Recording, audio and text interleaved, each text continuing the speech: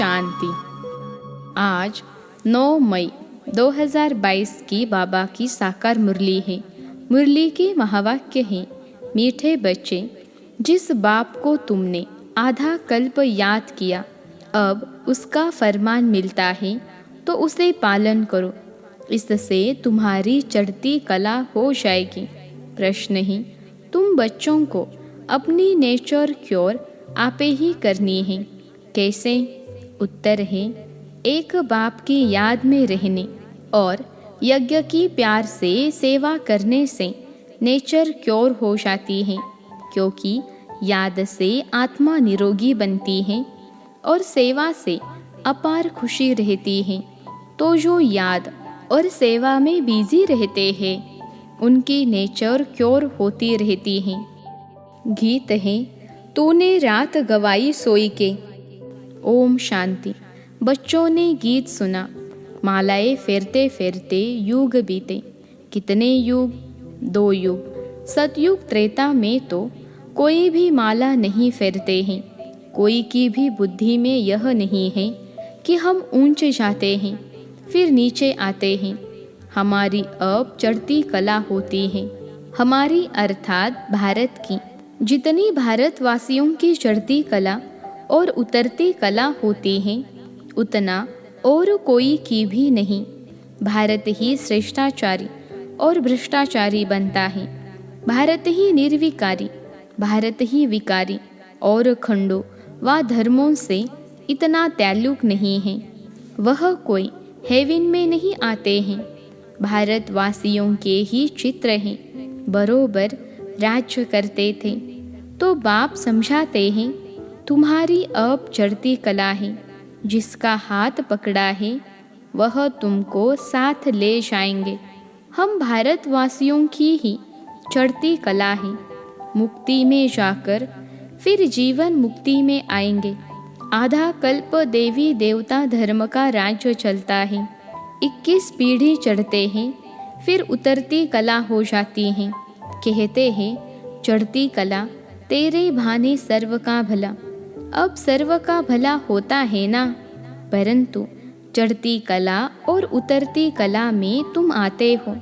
इस समय भारत जितना कर्ज लेता है, उतना और कोई नहीं लेते।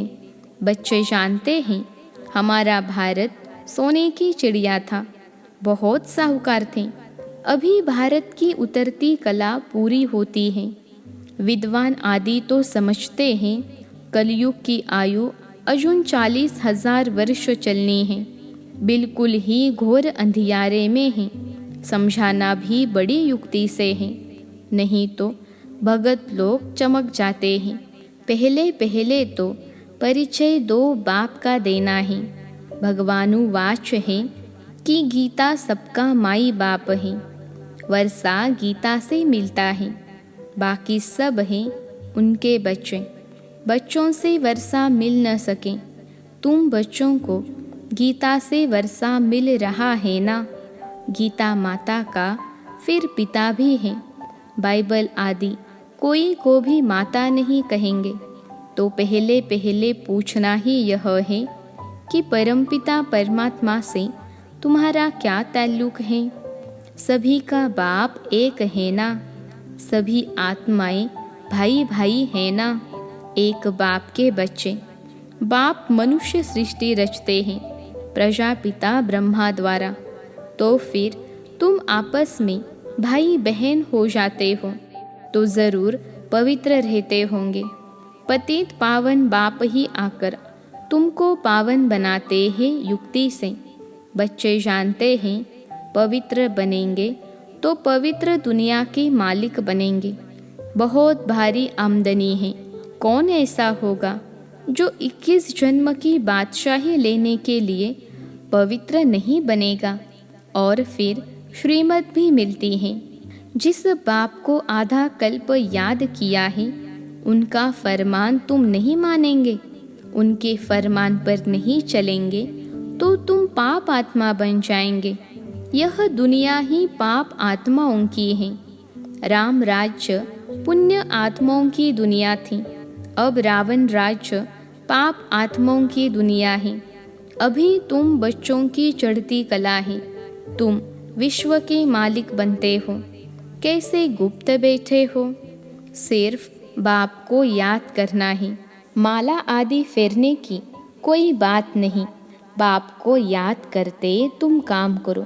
बाबा आपके यज्ञ की सेवा स्थूल सूक्ष्म दोनों हम कैसे इकट्ठे करते हैं। बाबा ने फरमान किया है, ऐसे याद करो। नेचर क्योर कराते हैं ना, तुम्हारी आत्मा क्योर होने से शरीर भी क्योर हो जाएगा। सिर्फ बाप की ही याद से तुम पतित से पावन बनते हो। पावन भी बनो और यज्ञ की सेवा भी करते रहो। सर्विस करने में बड़ी खुशी होगी। हमने इतना समय बाप की याद में रहे अपने को निरोगी बनाया, अथवा भारत को शांति का दान दिया। भारत को तुम शांति और सुख का दान देते हो श्रीमत पर। दुनिया में आश्रम तो ढेर हैं, परंतु वहाँ कुछ भी है नहीं।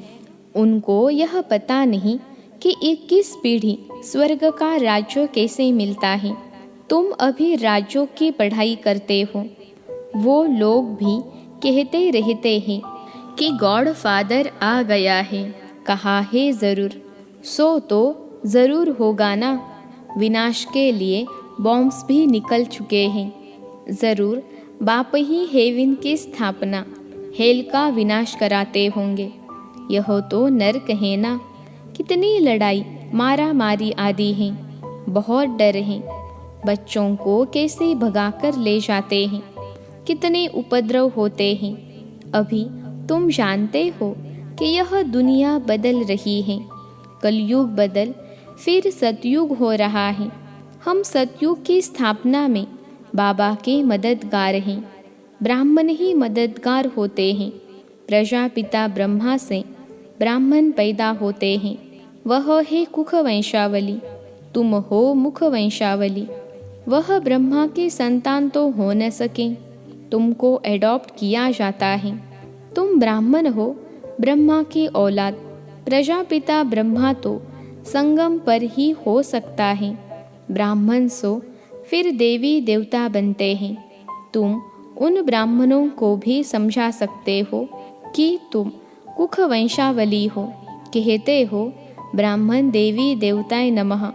ब्राह्मणों को भी नमस्ते, देवताओं को भी नमस्ते करते हैं, परंतु ब्राह्मणों को नमस्ते तब करें जबकि अभी हो।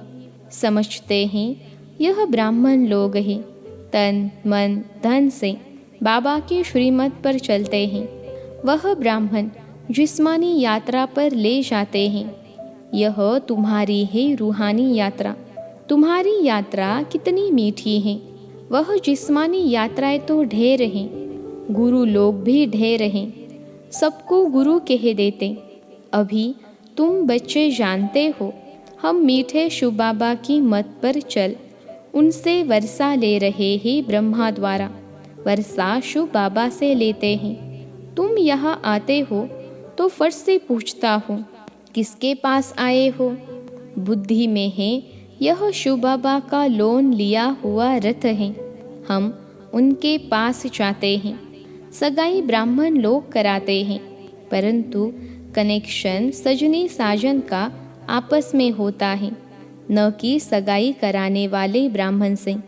श्रीपति को याद करती है या हथियाला बांधने वाले को याद करती है। तुम्हारा भी साजन है शिव, फिर किसी देहधारी को तुम क्यों याद करते हो। याद करना है शिव को। यह लॉकेट आदि भी बाबा ने बनवाए हैं समझाने के लिए। बाबा खुद ही दलाल बन सगाई कराते हैं, तो दलाल को याद नहीं करना है। सजनियों का योग साजन के साथ है। मम्मा बाबा आकर तुम बच्चों द्वारा मुरली सुनाते हैं। बाबा कहते हैं बहुत ऐसे बच्चे हैं जिनकी भ्रकुटी के बीच हम बैठ मुरली चलाता हूँ। कल्याण करने अर्थ कोई को साक्षात्कार कराने, मुरली सुनाने, कोई का कल्याण करने आता हूँ। ब्राह्मणियों में इतनी ताकत नहीं। जानता हूँ इनको यह ब्राह्मणी उठा नहीं सकेगी। तो मैं ऐसा तीर लगाता हूँ जो वह ब्राह्मणी से भी तीखा जाए। ब्राह्मणी समझती है इनको हमने समझाया, देह अभिमान में आ जाते हैं। वास्तव में यह अहंकार भी नहीं आना चाहिए। सब कुछ शिव बाबा करने वाला है। यहाँ तो तुमको कहते हैं बाबा को याद करो, कनेक्शन शिव बाबा से होना चाहिए। यह तो बीच में दलाल हैं, इनको इसका एवजा मिल जाता है। फिर भी यह वृद्ध अनुभवी तन है, यह बदल नहीं सकता। ड्रामा में नोंद है, ऐसे नहीं दूसरे कल्प में दूसरे के तन में आएंगे। नहीं, जो लास्ट में है उनको ही फिर पहले जाना है। झाड़ में देखो, पिछाड़ी में खड़े हैं ना। अभी तुम संगम पर बैठे हो। बाबा ने इस प्रजापिता ब्रह्मा में प्रवेश किया है। जगत अम्बा ही कामधेनु और कपिल देव भी कहते हैं। कपल अर्थात जोड़ी, बाप दादा मात पिता, यह कपल जोड़ी हुई ना। माता से वर्षा नहीं मिलेगा, वर्षा फिर भी शिव बाबा से मिलता है, तो उनको याद करना पड़े। मैं आया हूँ तुमको ले जाने इनके द्वारा। ब्रह्मा भी शिव बाबा को याद करते हैं। शंकर के आगे भी शिव का चित्र रखते हैं। यह सब है महिमा के लिए। इस समय तो शिव बाबा आकर अपना बच्चा बनाते हैं। फिर तुम बाप को बेच थोड़े ही पूजेंगे। बाप आकर बच्चों को गुलगुल बनाते हैं, गटर से निकालते हैं, फिर प्रतिज्ञा भी करते हैं हम कभी पतित नहीं बनेंगे। बाप कहते हैं गोद लेकर फिर काला मुंह नहीं करना, अगर किया तो कुल कलंकित बन पड़ेंगे। हारने से उस्ताद का नाम बदनाम कर देंगे। माया से हारे तो पद भ्रष्ट हो पड़ेगा। और कोई सन्यासी आदि यह बातें नहीं सिखलाते हैं। कोई है जो कहेंगे मास में 1-2 बार विकार में जाओ, कोई कहते 6 मास में 1 बार जाओ। कोई तो बहुत अजामिल होते हैं। बाबा ने तो बहुत गुरु किए हुए हैं, वह ऐसे कभी नहीं कहेंगे कि पवित्र बनो। समझते हैं हम ही नहीं रह सकते हैं। सेंसिबल जो होगा वह झट कहेगा तुम ही नहीं रह सकते हो, हमको कैसे कहते हो। फिर भी कहते हैं जनक मिसल सेकंड में जीवन मुक्ति का रास्ता बताओ। फिर गुरु लोग कहते हैं ब्रह्म को याद करो तो तुम निर्वाण धाम में जाएंगे। जाते तो कोई नहीं है, ताकत ही नहीं। सर्व आत्माओं के रहने का स्थान है मूल वतन, जहाँ हम आत्माएं स्टार मिसल रहती हैं। यह पूजा के लिए बड़ा लिंग बनाते हैं। बिंदी की पूजा कैसे होगी, कहते भी हैं भ्रकुटी के बीच चमकता है अजब सितारा। तो आत्मा का बाप भी ऐसे होगा ना। बाप को देह नहीं है, उस स्टार की पूजा कैसे हो सकती। बाप को परम आत्मा कहा जाता है। वह तो फादर है, जैसे आत्मा है वैसे परमात्मा है। वह कोई बड़ा नहीं है, उनमें यह नॉलेज है। इस बेहद के झाड़ को और कोई भी नहीं जानते हैं। बाप ही नॉलेज फुल है, ज्ञान में भी फुल है, पवित्रता में भी फुल है। सर्व का सद्गति दाता है, सर्व को सुख शांति देने वाला। तुम बच्चों को कितना भारी वर्षा मिलता है और कोई को मिल न सके। मनुष्य तो कितना गुरु को पूछते हैं, अपने बादशाह को भी इतना नहीं पूछते हैं। तो यह सब अंधश्रद्धा है ना। क्या क्या करते रहते हैं, सब में ग्लानि ही ग्लानि है। कृष्ण को लॉर्ड भी कहते हैं तो गॉड भी कहते हैं। गॉड कृष्णा हेवन का पहला प्रिंस, लक्ष्मी नारायण के लिए भी कहते हैं। यह दोनों गॉड गॉडेज हैं। पुरानी पुरानी चित्रों को बहुत खरीद करते हैं। पुरानी पुरानी स्टैम्प्स भी बिकती हैं ना। वास्तव में सबसे पुराना तो शिव बाबा है ना, परंतु किसको पता नहीं। महिमा सारी शिव बाबा की है, वह चीज़ तो मिल न सके। पुराने ते पुरानी चीज़ कौन सी है? नंबर 1 शिव बाबा। कोई भी समझ नहीं सकते कि हमारा फादर कौन है, उनका नाम रूप क्या है। कह देते उनका कोई नाम रूप नहीं है, तब पूछते किसको हो? शिव नाम तो है ना, देश भी है, काल भी है। खुद कहते हैं मैं संगम पर आता हूँ, आत्मा शरीर द्वारा बोलती है ना। अभी तुम बच्चे समझते हो, शास्त्रों में कितनी दंत कथाएं लगा दी हैं, जिससे उतरती कला हो गई है। चढ़ती कला सतयुग त्रेता, उतरती कला द्वापर कलयुग। अब फिर चढ़ती कला होगी। बाप बिगर कोई चढ़ती कला बना न सके। यह सब बातें धारण करनी होती हैं, तो कोई भी काम आदि करते याद में रहना है।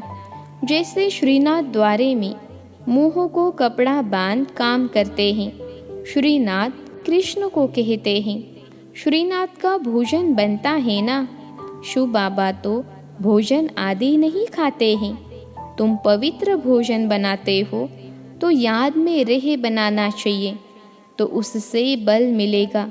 कृष्ण लोक में जाने के लिए व्रत नेम आदि रखते हैं। अभी तुम जानते हो हम कृष्णपुरी में जा रहे हैं, इसलिए तुमको लायक बनाया जाता है। तुम बाप को याद करते तो फिर बाबा गारंटी करते हैं तुम कृष्णपुरी में ज़रूर जाएंगे। तुम जानते हो हम अपने लिए कृष्णपुरी स्थापन कर रहे हैं, फिर हम ही राज्य करेंगे। जो श्रीमत पर चलेंगे वह कृष्णपुरी में आएंगे। लक्ष्मी नारायण से भी अधिक कृष्ण का नाम बाला है। कृष्ण छोटा बच्चा है तो महात्मा के समान है। बाल अवस्था सतो प्रधान है, इसलिए कृष्ण का नाम जास्ती है। अच्छा, मीठे मीठे सिखिलते बच्चों प्रति माता पिता बाप दादा का याद प्यार और गुड मॉर्निंग। रूहानी बाप की रूहानी बच्चों को नमस्ते। हम रूहानी बच्चों की सिखिलते रूहानी माता पिता बाप दादा को याद प्यार, गुड मॉर्निंग और नमस्ते बाबा नमस्ते। धारणा के लिए मुख्य सार। पहली पॉइंट है अपना पूरा कनेक्शन एक शिव बाबा से रखना है। कभी किसी भी देहधारी को याद नहीं करना है। कभी अपने उस्ताद यानी बाप का नाम बदनाम नहीं करना है। दूसरी पॉइंट है अपने द्वारा यदि किसी का कल्याण होता है तो मैंने इसका कल्याण किया, इस अहंकार में नहीं आना है। यह भी देह अभिमान है।